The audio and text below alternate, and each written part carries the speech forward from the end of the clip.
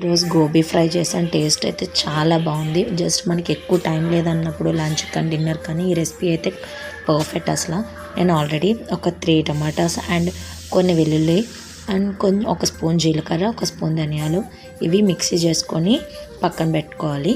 తర్వాత ఇందులోకి ఒక 4 పచ్చిమిర్చి అండ్ ఆల్రెడీ గోబీ అనేది నేను 80% బాయిల్ చేసి పక్కన పెట్టుకున్నా.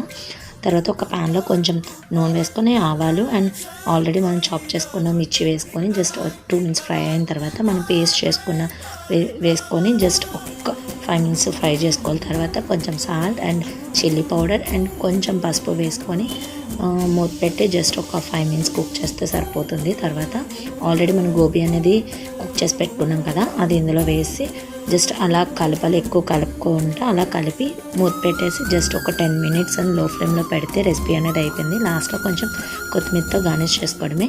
రెసిపీ నచ్చినట్లయితే ప్లీజ్ సబ్స్క్రైబ్.